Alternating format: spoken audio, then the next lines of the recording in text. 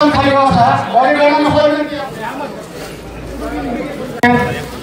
राज्याचे नेते माननीय नवाबजी मलिक साहेब यांचं देखील तर मस्साजोगचे सरपंच संतोष देशमुख हत्या प्रकरणाला 1 वर्ष उलटलंय। मात्र न्याय मिळाला नसल्याची नाराजी संतोष देशमुख यांची कन्या वैभवी देशमुख यांनी बोलून दाखवली। आमचं कुणी ऐकत नाही, न्याय द्या, आमच्या संयमाचा बांध तुटू देऊ नका, असा गर्भित इशारा वैभवी देशमुख हिने अजित पवारांच्या भेटीनंतर दिला।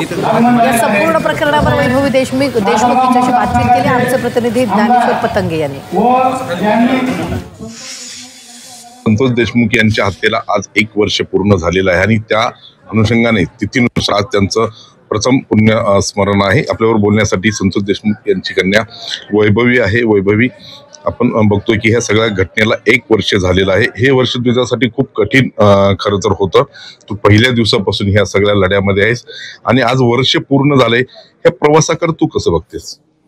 प्रवास हा खरंच खूप मोठा आणि हे कधी स्वप्नात देखील पाहिलेलं जग नव्हतं, पण ते अनुभव या पूर्ण या वर्षामध्ये आले। एक लेक आणि वडिलांचं कनेक्शन हे कसं असतं, खरंच खूप ते वेगळं असतं। मला आधी वाटायचं की ज्यांचे वडील नाही आहेत त्यांना किती दुःख वाटत असेल, पण ते दुःख ज्यावेळेस माझ्यावर आलं त्यावेळेस मी त्या दुःखातून एक वेगळाच अनुभव घेतला की वडील ज्याच्या सोबत नसतात त्याचं जीवन खरंच खूप कठीण आहे।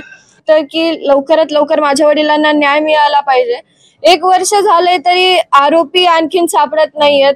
एक आरोपी तर फरारच आहे आणि जे आहे त्याला लवकर त्यांच्यावर काहीतरी कारवाई करून माझ्या वडिलांना लवकरात लवकर न्याय मिळवून जे आरोपी आहेत त्यांना लवकरात लवकर फाशी। अजितदादांनी तुझी नेमकी काय चर्चा झाली आणि तुला त्यातून समाधान वाटलं का? त्यांच्या काही आश्वासित वाटलं का तुला?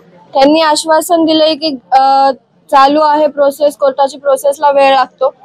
त्यांनी जे सांगितलं आहे त्याच्यावर आमचा विश्वास आहे, पण आता खरंच मला तर वाटतंय की माझ्या संयमाची घडी आता संपत आलेली आहे।